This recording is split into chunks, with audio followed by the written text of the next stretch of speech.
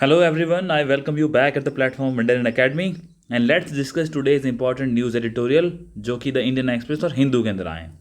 जो आज का फर्स्ट इंपॉर्टेंट जो न्यूज़ थी वो पाकिस्तान और बांग्लादेश के रिलेशंस को लेके है। अब चूंकि आप जानते हो कि शेख हसीना जो कि प्राइम मिनिस्टर थी बांग्लादेश की, उन्होंने अपने वहाँ से पाकिस्तान को छोड़ करके भारत में आकर के शरण ली और भारत में शरण लेने के बाद के अंदर वहाँ पर स्टूडेंट के प्रोटेस्ट हुए थे, जिसके कारण से कॉन्सिक्वेंसेस कुछ सिचुएशन ऐसी बनी जिसके कारण उनको देश छोड़ना पड़ा। देश छोड़ने के बाद वो कहाँ पे आई? वो भारत आई। भारत ने उनको शरण दी। शरण देने के बाद में जो बांग्लादेश है वहाँ पे एक नई सरकार का गठन हुआ और जिसके अंदर जो वहाँ के अभी जो नए प्राइम मिनिस्टर बने हैं जो कि केयर टेकर गवर्नमेंट चला रहे हैं वो है मिस्टर यूनिस। और जो मिस्टर यूनिस हैं इनको नोबेल प्राइज़ भी मिल रखा है।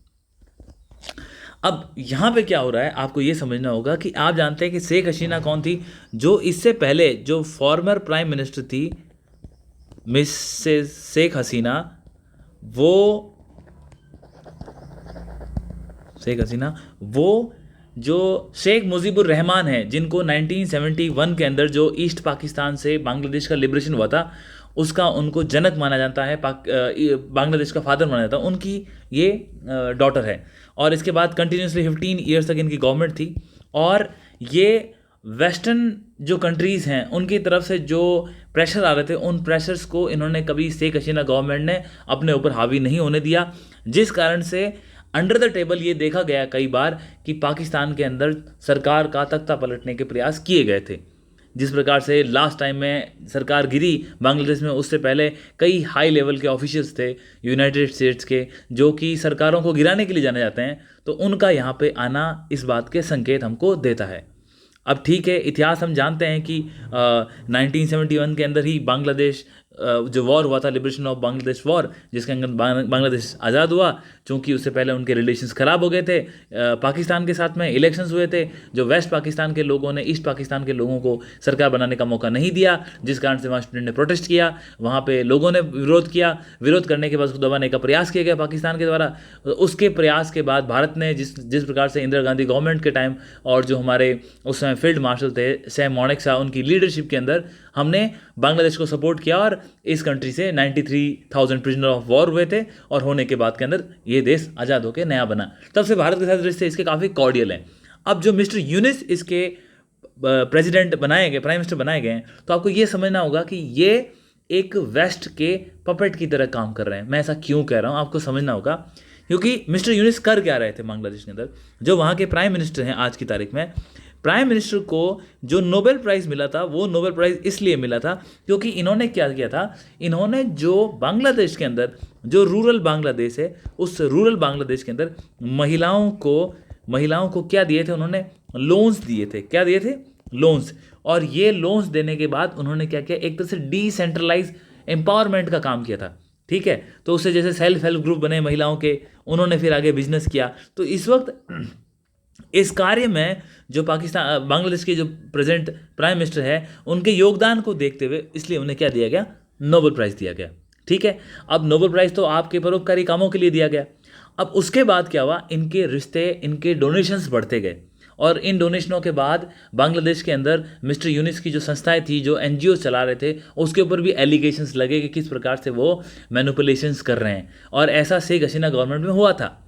अब चूंकि मैंने कहा कि जो Sheikh Hasina former prime minister थी वो वेस्ट के पपेट नहीं थी, उनकी कहे हुए इशारों पर वो नहीं चल रही थी, तो उन्होंने एक अलग पावर ऑफ सेंटर बनाने का प्रयास किया, जिसके अंदर पहले अभी आप रिसेंटली देख रहे होगे कि अभी जो यूएसए के प्रेसिडेंट है डोनाल्ड ट्रंप, उन्होंने एलिगेशंस लगाए और उन्होंने कहा कि उनकी एक संस्था है यूएसए की, जिस संस्था का नाम क्या है? US add. और इस संस्था के माध्यम से, जिसको फंडिंग अभी यूएसए ने बंद कर दी है, ये संस्था विश्व के अलग अलग राष्ट्रों के अंदर कई डेवलपमेंट के काम करती है, उनको एड प्रोवाइड करती है, एजुकेशन के सेक्टर में, हेल्थ के सेक्टर में, डेवलपमेंट के काम में, वाटर के सेक्टर में, सैनिटेशन के सेक्टर में। अब इसके अंदर एलिगेशन लगा कि करीब करीब $20 मिलियन जो पैसा था वो भारत के इलेक्शंस को मैनिपुलेट करने के लिए, जो डोनाल्ड ट्रंप से पहले गवर्नमेंट थी, जो बाइडेन जो प्रेसिडेंट थे, उनके टाइम पे ये पैसा रिलीज किया गया। उन्होंने तो स्टेटमेंट दे दिया, और जैसे वो विश्व को लेकर के कोई भी स्टेटमेंट देते उन्होंने दे दिया। अब उस स्टेटमेंट के कारण क्या हुआ, भारत के अंदर जो आंतरिक हालात, पॉलिटिकल सिचुएशन है वो खराब हो गई। कैसे खराब हुई? वो खराब ऐसे हुई कि जो अलग अलग कांग्रेस की पार्टी है, ऑपोजिशन पार्टीज है, उन्होंने विरोध किया कि भाई आप देखो आखिर ये पैसा आया है तो उसकी इंक्वायरी करो, कहाँ गया, क्या गया। जिस डोनाल्ड ट्रंप ने पहले $21 मिलियन बोला था, कल उनका स्टेटमेंट आया और उन्होंने बोला नहीं, ये तो $18 मिलियन था। अब आप सोचो, जिसमें एक कंटिन्यूटी नहीं है, एक स्टेटमेंट में क्लैरिटी नहीं है, जो कि विश्व का सबसे पावरफुल राष्ट्र है, वहाँ के प्रेसिडेंट है, तो he is the most powerful man on the earth. अब उनके स्टेटमेंट में ही अगर कंसिस्टेंसी नहीं है तो हमें इन चीज़ों को अचानक से फर्स्ट इंस्टेंस के ऊपर एकदम भारी भरकम तरीके से असत्य नहीं मानना चाहिए, मेरा ऐसा ही मानना है। लेकिन इसके बाद क्या हुआ, बीजेपी ने भी इसका पॉलराइजेशन करके फ़ायदा उठाने की कोशिश करी, कांग्रेस ने विरोध किया और डोनाल्ड ट्रंप के स्टेटमेंट से ये निकला कि शायद ये जो हमारे प्राइम मिनिस्टर हैं मिस्टर नरेंद्र मोदी, उनको हराने की एक प्रयास था ताकि वोटर्स को आगे लाया जाए, उनका टर्न अराउंड बढ़ाया जाए और क्या पता सरकार गिर जाए, ऐसा उनकी बातों से लगा। और इसी को अब बीजेपी लेवरेज करने का प्रयास भी कर रही है। हम यहाँ किसी भी पॉलिटिकल पार्टी के प्रवक्ता नहीं है, हमारा काम है हमें एज ए सिविल सर्वेंट के हिसाब से नॉलेज को गेन करना है, उसको अप्लाई करना है, एग्जाम में पुट करना है और अपनी सर्विस करते समय इन चीज़ों का ध्यान रखना है। अब ये बात यूएस साइड की हुई, लेकिन ये जो पैसा था इसके साथ बांग्लादेश के अंदर भी पैसा गया और जो पैसा बांग्लादेश में गया उसका एक मेजर चंक जो आज वहाँ के प्राइम मिनिस्टर हैं मिस्टर यूनुस, तो मिस्टर यूनुस जिनको नोबेल प्राइज़ मिला था, इनके एनजीओज को भी गया। आप समझ रहे हो?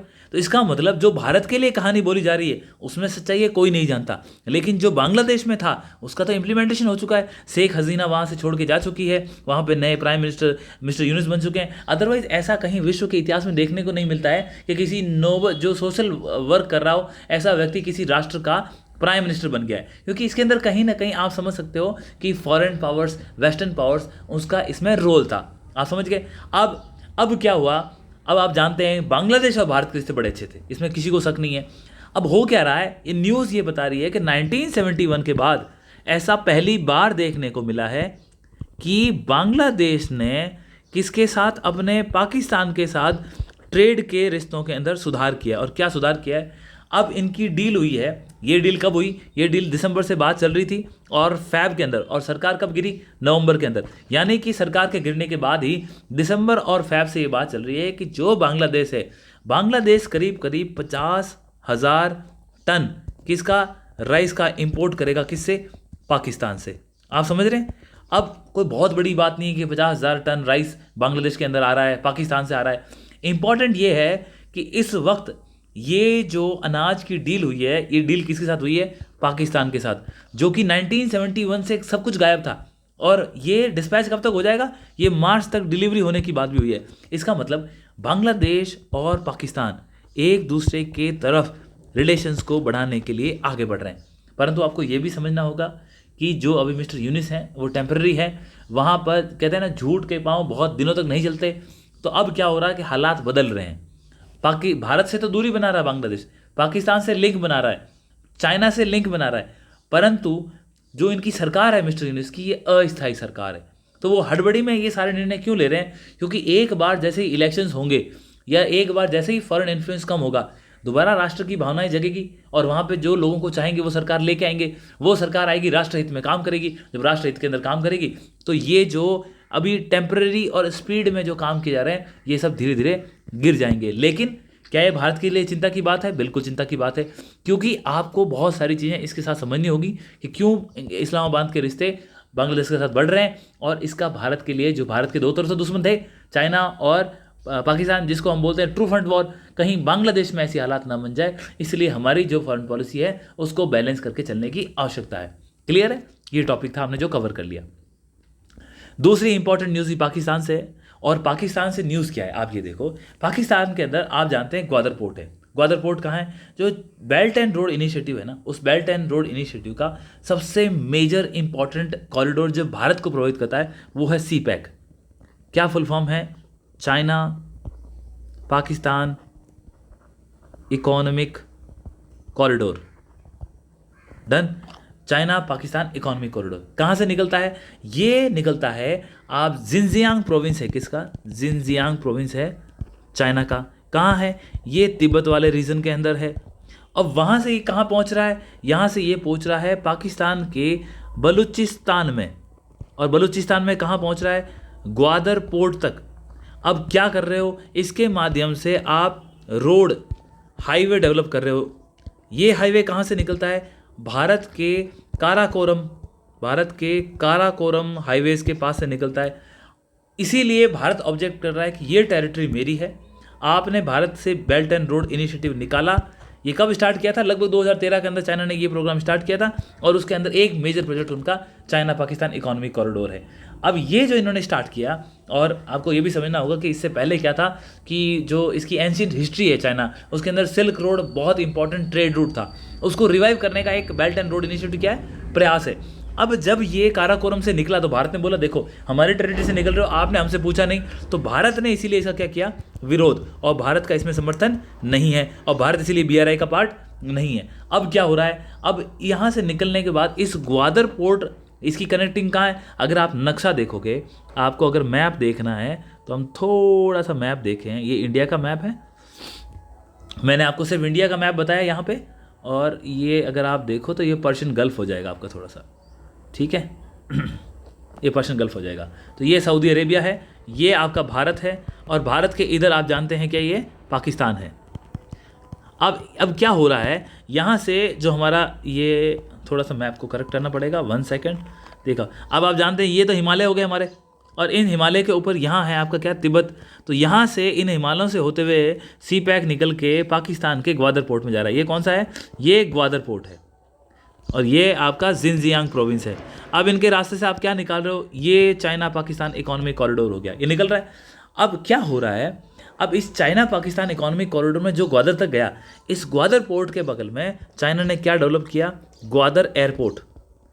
क्यों डेवलप किया, आपको पता है, मैंने अभी आपको बताया, ग्वादर जो पाकिस्तान के किस प्रोविंस के अंदर है, उस प्रोविंस का नाम है बलूचिस्तान, और बलूचिस्तान अपने आप को एक इंडिपेंडेंट स्वतंत्र राष्ट्र की अपनी स्वतंत्रता के लिए प्रयास कर रहा है। कई बार हम कहते हैं ना, जब भारत के लिए बयान आते हैं कि हम कश्मीर को ये कर देंगे, हम भारत के 100 टुकड़े कर देंगे, तो वापस जवाब ये दिया जाता है हमारी सिक्योरिटी एजेंसी के द्वारा कि तुम तुम्हारे बलूचिस्तान प्रोविंस को संभालो, ठीक है, तुम तुम्हारे गिलगिट जो प्रोविंस है उसको संभालो। गिलगिट कहाँ है, तो गिलगिट यहाँ पे है, जो हमारा आज़ाद कश्मीर वाला जो हिस्सा बोलते हैं ये लोग पाकिस्तानी, जिसको हम पाकिस्तानी ऑक्यूपाइड कश्मीर बोलते हैं, उसके आसपास के क्षेत्र को हम गिलगिट बोलते हैं। तो ये बलूचिस्तान जो बलोच है, यहाँ बलोच कम्युनिटी रहती है, इस क्षेत्र के अंदर ग्वादर है, और यहाँ पर ये जो बलोच कम्युनिटी है, इसका कंटिन्यूस विरोध किसके लिए है, इन बलोच प्रोविंस के लोगों के द्वारा पाकिस्तान के अंदर टेंशन क्रिएट जाती है, क्योंकि इन लोगों का बहुत ऑपरेशन हुआ है, पाकिस्तान के द्वारा दबाव बहुत डाला गया, इनको बहुत तकलीफ हुई है, तो ये यहाँ पे विरोध करते हैं। ये पूरा रीज़न इसलिए क्या है, डिस्टर्ब है। और आप जानते हैं कि इसके ऊपर इतने पैसे चाइना खर्च कर चुका है कि इसीलिए वो ग्वादर को किसी प्रकार से बचाना चाहता है, क्योंकि ये उसके लिए बहुत एसेंशियल है। क्योंकि आप जानते हो यहाँ पे ये जो इंडियन ओशन का बहुत बड़ा हिस्सा है, जो बे ऑफ बंगाल है, अरेबियन सी है, इन सब पे डोमिनेंस किसका है, इन सब पे प्रैक्टिकली डोमिनेंस है इंडिया का। तो ये सोच रहा है कि जो विश्व का लगभग 90% जो ऑयल का एक्सपोर्ट इंपोर्ट होता है, और विश्व का 70% ट्रेड का जो इंपोर्ट एक्सपोर्ट होता है, वो इंडियन ओशन से होता है।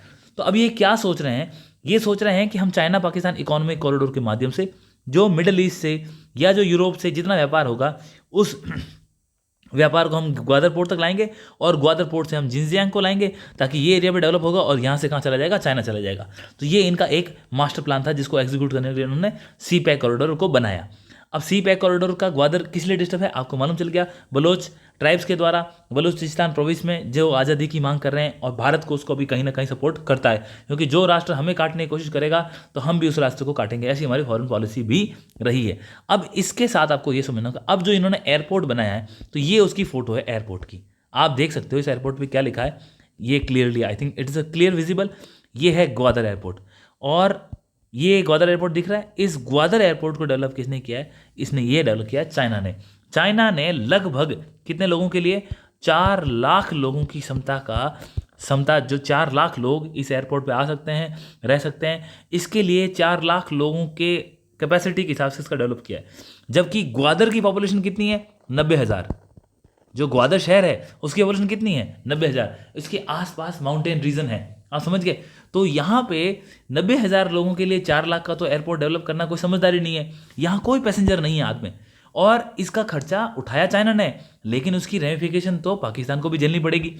अब यही बात बोली गई है कि जो आपने ये नया एयरपोर्ट बनाया है, इस एयरपोर्ट के ऊपर कोई पैसेंजर नहीं है, कोई प्लेन नहीं है, क्यों बनाया गया है? तो ये दिखाता है कि जो चाइना की पॉलिसी है, क्या पॉलिसी है कि वो अपने इन्वेस्टमेंट को विश्व के दूसरे राज्यों में ले जाके करके उससे इंटरेस्ट कमाना, उसकी वहाँ पे जो उसकी फिजिकल असेट्स हैं, उन फिजिकल असेट्स के ऊपर अपना कब्जा करना, ये उसकी एक टेरिटोरियल एम्बिशंस रहे हैं। इस कारण से इस प्रकार की चीज़ें हमको श्रीलंका में देखने को मिली, हमें इसी प्रकार की चीज़ें म्यांमार को देखने को मिली, और अब हम पाकिस्तान के अंदर भी देख रहे हैं। और पाकिस्तान तो पूर्ण रूप से आपको पता ही है कि चाइना के जो डेप्थ ट्रैप्ट की डिप्लोमेसी उसमें फंस चुका है।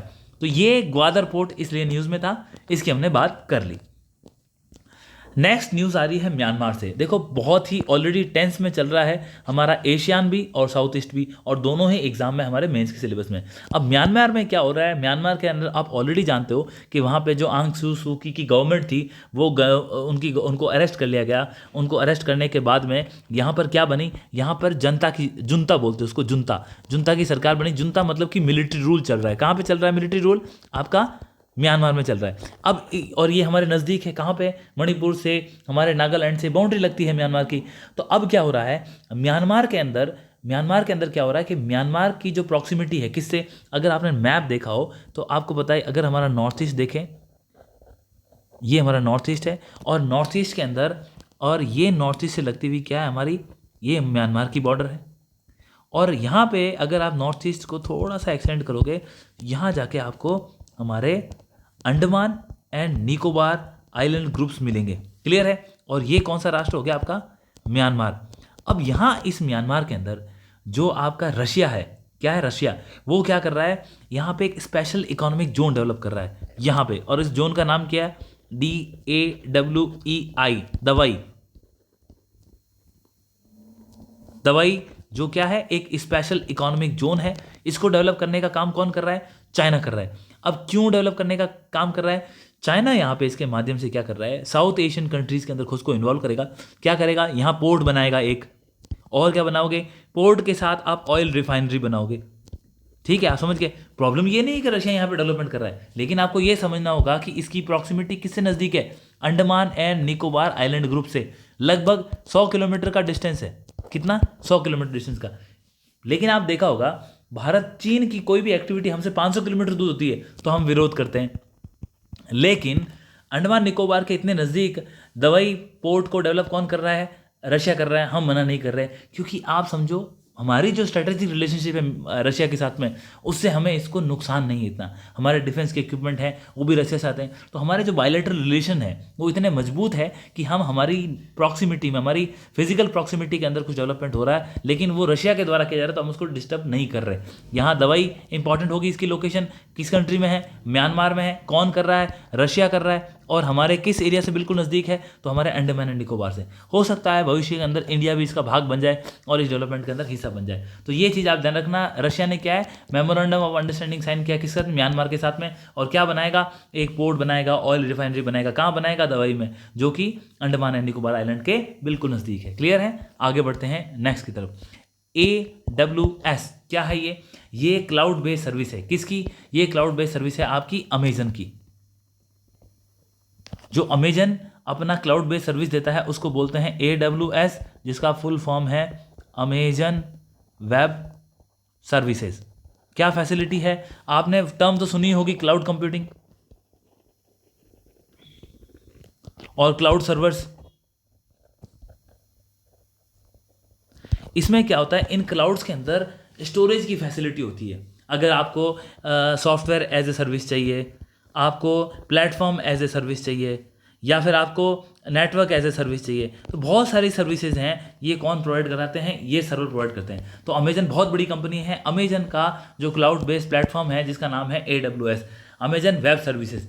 अब क्या हुआ, बैंगलोर बेस्ड अपनी एक कंपनी है। उस कंपनी का नाम क्या है? उस कंपनी का नाम है आपके आदर्श, आई थिंक ये रहा, आदर्श डेवलपर्स। अब इस आदर्श डेवलप ने क्या किया, ये कोर्ट गए हैं और इन्होंने कोर्ट में जाके केस किया। किसके खिलाफ? इन्होंने कोर्ट किया है अमेजन वेब सर्विस के खिलाफ। क्या बोले कि बोला ये जो कंपनी है AWS, इस कंपनी ने हमारे हमसे क्लाउड को लेकर के हमसे एग्रीमेंट हुआ और हम इसकी सर्विसेज ले रहे थे, लेकिन इनकी गलती से हमारा जो फाइनेंशियल डाटा है और जो हमारे कस्टमर की डिटेल्स है वो आज इस क्लाउड में नहीं है। इसका मतलब क्या हो रहा है, हम तो हमारा 4 साल 5 साल से सारा सारा डाटा इस क्लाउड में सेव कर रहे थे, लेकिन आज जब हम एसेस कर रहे हैं तो हमको नहीं मिल पा रहा है। तो आपको इसमें ये समझना होगा कि जो क्लाउड बेस्ड सर्विसेज हैं उसमें भी कुछ चैलेंजेस हैं। तो इस एग्जाम्पल को आपको नोट याद रखना है, बिल्कुल आपके दिमाग में होना चाहिए।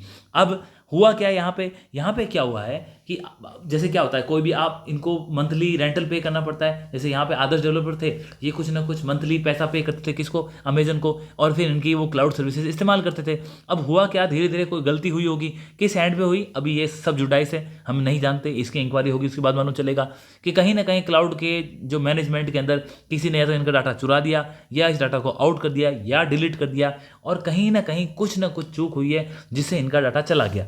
अब इस डाटा की लॉस से क्या है, इनके पास सारी डिटेल चली गई। तो हर दिन का इनका जो ट्रांजैक्शन है, ये क्या है, प्रॉपर्टी के सेक्टर में काम करते हैं। तो अब इनकी जो किस्तें बन रही है, कौन से कस्टमर से कब पैसे लेने हैं, कितने लेने हैं, किसको किसका पोजीशन देना है, कितने टाइम से वो हमारे साथ था, उनके कॉन्टैक्ट डिटेल्स क्या है, वो सारी चीज़ें डाटा आउट हो गया है, जिससे कंपनी को क्या हो रहा है, दिन ब दिन नुकसान हो रहा है। और इवन ये कंपनी कहती है कि मुझे एक दिन का 9 करोड़ रुपए के आसपास लॉस हो रहा है। आप समझ सकते हो, लॉस हो रहा है 9 करोड़ का, बिजनेस का नहीं, प्रॉफिट का।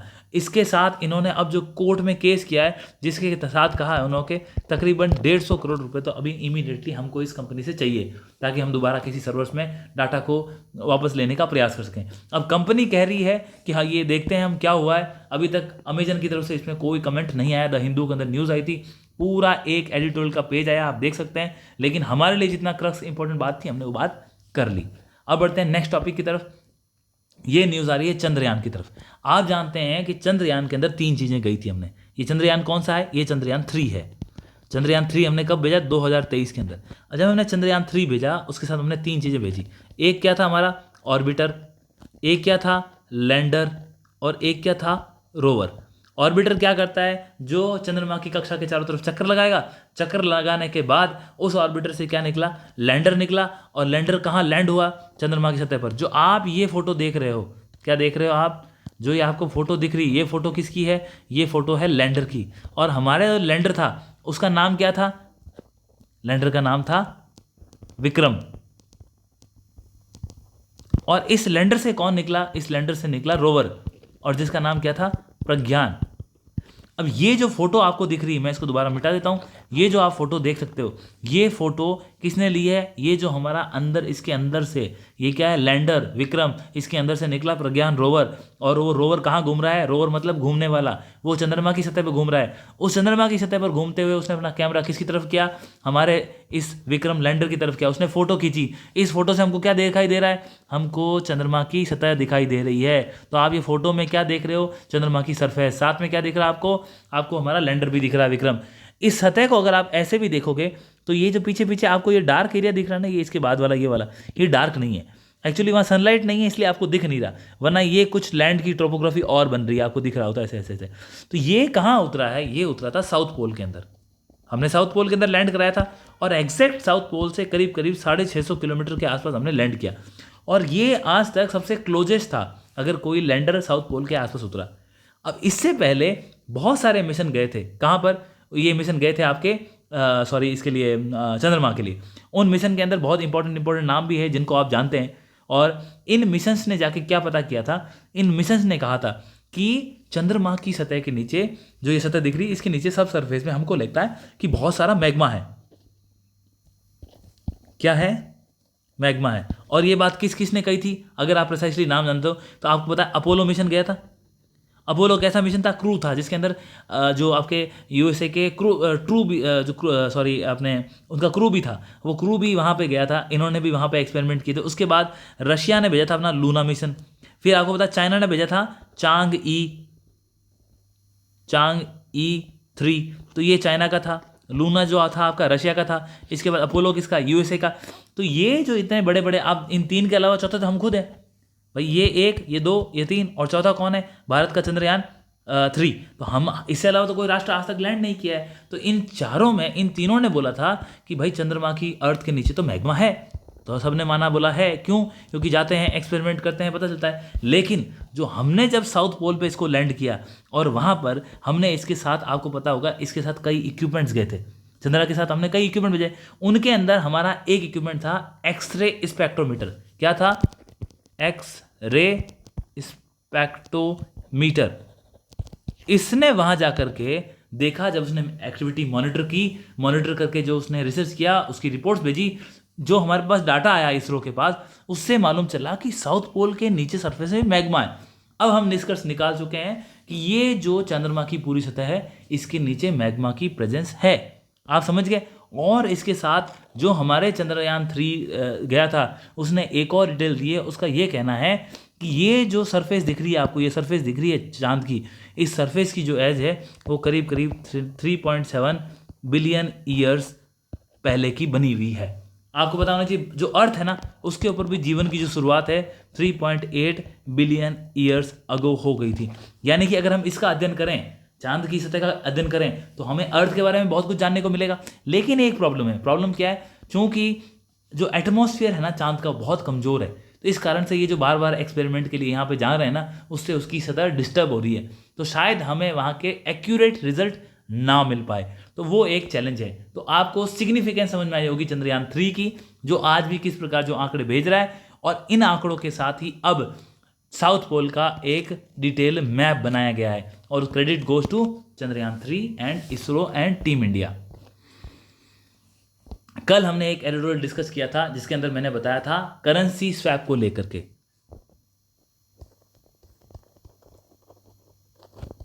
करेंसी स्वैप को लेके, और मैंने आपको बताया था कि ये एक तो रिजर्व बैंक ऑफ इंडिया है और ये हमारे बैंक्स हैं। तो करेंसी स्वैप में क्या हो रहा है? करेंसी स्वैप में जो भारत के बैंक्स हैं, शेड्यूल कमर्शियल बैंक्स है, वो आरबीआई से क्या करते हैं ये लोग? आरबीआई से ये लोग रुपीस को खरीदते हैं। ठीक है?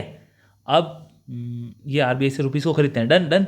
अब उसके बाद क्या होगा? कुछ समय के बाद ये दोबारा बैंक खुद खरीद लेंगे, और ये किस रेट पे खरीदेंगे ये ऑलरेडी से पहले से ही डिसाइड था। अब बैंक को क्या फ़ायदा? पहले आपने ले लिया, फिर वापस आरबीआई से ले लिया, आपने तो खाली ऐसे ही पैसे घुमाए।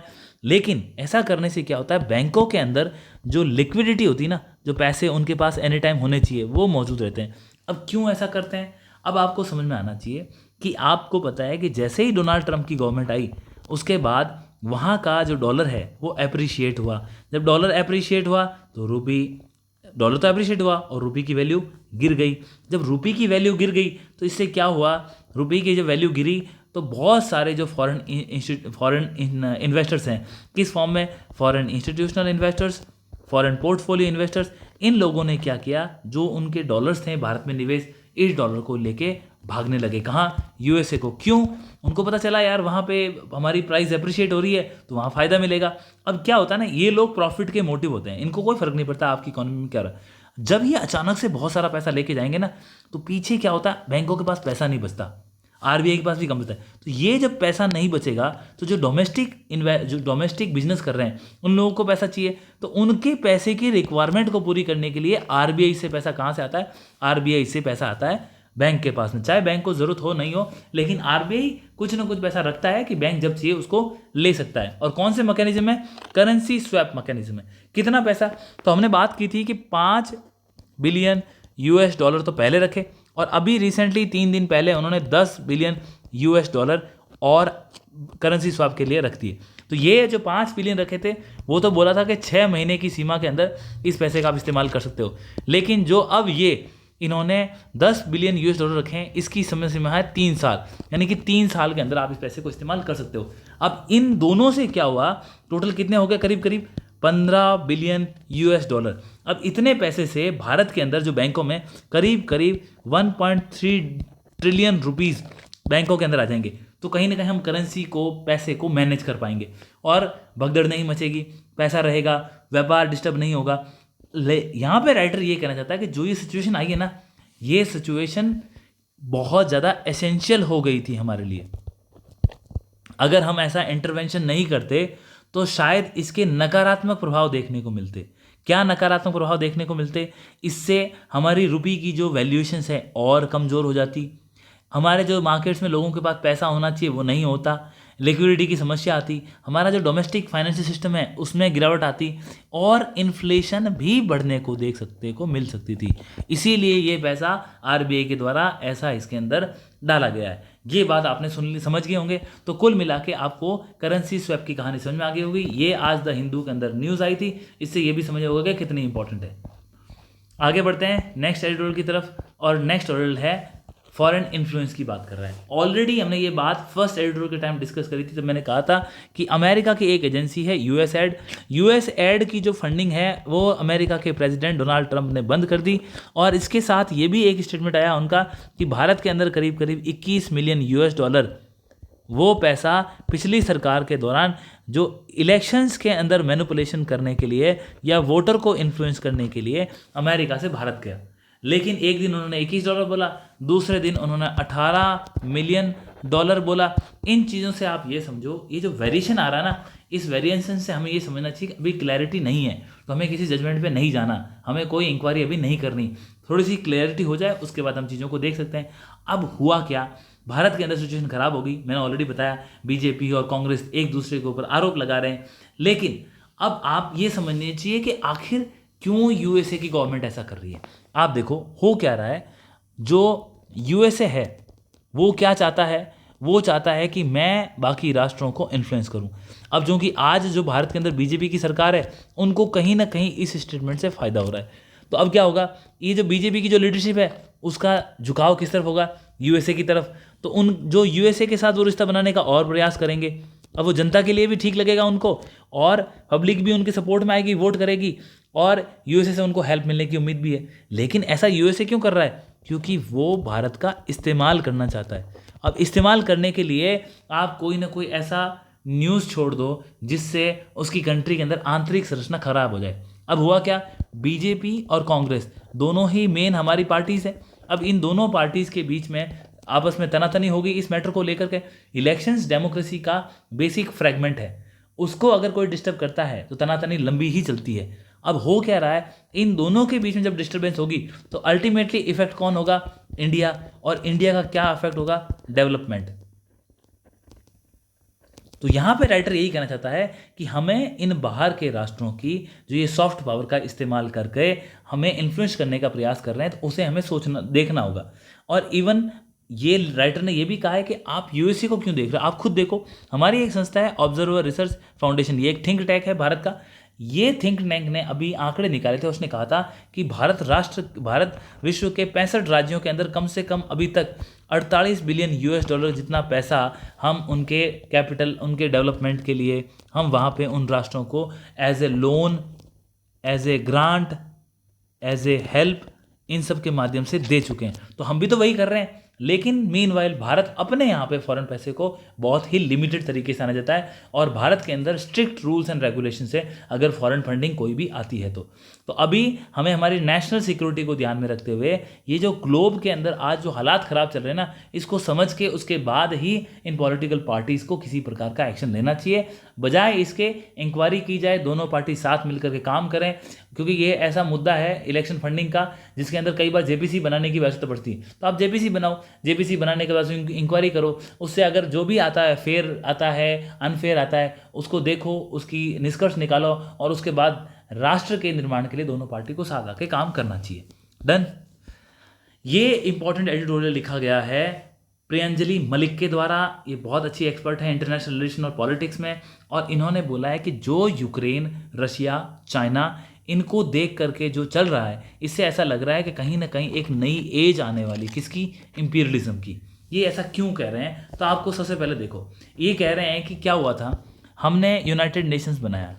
यूनाइटेड नेशन जब बनाया था कौन कौन साथ में आए थे, तो 1943 के अंदर कहाँ पे, तेहरान के अंदर कॉन्फ्रेंस हुई थी, और उस कॉन्फ्रेंस के अंदर 1943 की तेहरान की कॉन्फ्रेंस के अंदर तीन राष्ट्र मिले थे। कौन, यूएसए, यूके, और इसके साथ कौन था, यूएसएसआर।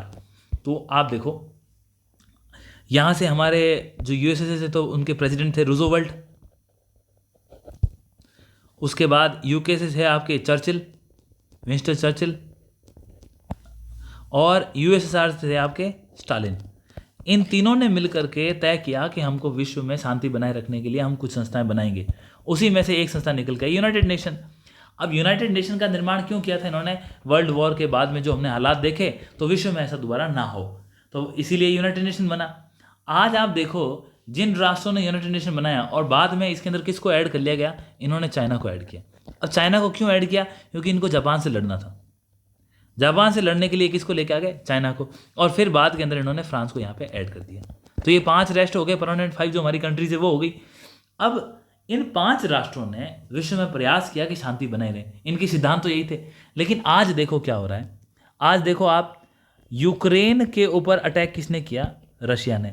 और जब रशिया ने अटैक किया तो यूक्रेन को सपोर्ट किसने किया? यूरोप ने। और किसने सपोर्ट किया? यूएसए ने। आप सपोर्ट कब किया आपने? 2022, 23 और 24। 2025 में मात्र 3 साल के अंदर आपने अपनी पॉलिसी चेंज कर ली। आज यूएसए बोलता है चाहे यूरोप साथ में हो, चाहे यूक्रेन साथ में हो, मुझे शांति चाहिए। और किसके साथ चाहिए? मुझे शांति चाहिए रशिया के साथ में। आप समझे? और रशिया को कोई कुछ नहीं बोला है, उसने क्यों अटैक किया, उसने क्या काम किए, उसने किस लिए अटैक किया, कोई इसको कुछ नहीं बोलेगा। इसका मतलब क्या है? यूएसए जिन आपने ग्लोबल संस्थाओं को बनाया था, उन ग्लोबल संस्थाओं से तो आप बाहर निकल रहे हो। कैसे निकल रहे हो? आपने WHO वर्ल्ड हेल्थ ऑर्गेनाइजेशन को बाहर हो गए। आप United nation framework convention on climate change की पीस डील से आप बाहर आ गए। पेरिस डील से बाहर आ गए। डन, इससे बाहर आ गए। आप इसके साथ में आप यूनेस्को से बाहर आ गए। आप कर क्या रहे हो? आप इन राष्ट्रों से बाहर आके खुद के लिए एक प्रोटेक्शनिज्म की पॉलिसी अपना रहे हो। इसके अलावा आप यूएसए के प्रेसिडेंट के स्टेटमेंट देखो, बोल रहे हैं कि कनाडा को हम यूएसए का 51 स्टेट बना लेंगे। ये बोल रहे हैं किसको? वेनेजुएला को। बोला आप ये जो आपके यहाँ से माइग्रेंट आ रहे हैं उनको ले लो, नहीं तो मैं वेनेजुएला को अपने कब्जे में ले लूँगा। इसके अलावा क्या बोल रहे हैं कि गाज़ा है, गाज़ा को हम क्या करेंगे? रेवरा की तरह डेवलप करेंगे और वहाँ से जितने फलस्तीन हैं वो बाहर चले जाओ। यूक्रेन को बोल रहा है कि मुझे नहीं पता, मुझे शांति चाहिए, अदरवाइज रशिया क्या करेगा उसके लिए मैं जिम्मेदार नहीं हूँ। आप समझ रहे हो? यूरोप को बोल रहा है कि तुम तुम्हारी सिक्योरिटी खुद देखो। इसका मतलब आपने विश्व की संस्थाएं बनाई और सबसे जिम्मेदार होते हुए आप इनसे से बाहर निकल रहे हो। ऐसा क्यों हो रहा है? अब ये एक न्यू इंपीरियलिज्म है और इस न्यू इंपीरियलिज्म में यूरोप को, यूक्रेन को, इन राष्ट्रों को रशिया के हवाले छोड़ दिया गया है। जबकि जो बाकी राष्ट्र हैं, अब जो ताइवान है उसको किसके हवाले छोड़ दिया गया? चाइना के हवाले। और जो बाकी यहाँ के मुद्दे हैं, कहाँ के? नॉर्थ अमेरिका के मुद्दे हैं, साउथ अमेरिका के मुद्दे हैं और जो एशिया के मुद्दे हैं, उनके ऊपर डोमिनेंस कौन बना रहा है? यूएसए। तो ये जो हमें मूवमेंट दिख रही है, ये मूवमेंट कहीं ना कहीं हमें दिखा रही है कि न्यू इंपीरियलिज्म की तरफ हम बढ़ रहे हैं। तो ये बातें यहाँ पे राइटर ने इस आर्टिकल के माध्यम से की, इस एडिटोरियल में की। तो आपको आज ये जो इंपॉर्टेंट एडिटोरियल, इसका आई थिंक ये लास्ट एडिटोरियल था, यस। तो ये हमने इंपॉर्टेंट एडिटोरियल आज डिस्कशन किए, जो दोनों न्यूज़पेपर का मिक्स है, द हिंदू और इंडियन एक्सप्रेस का। It take some time important news को निकाल करके, संग्रहण करके आपके वहाँ पे लेके आके उसको क्लैरिफाई करके समझाने के लिए। So I hope that's enough for today. We will meet again tomorrow. जय हिंद।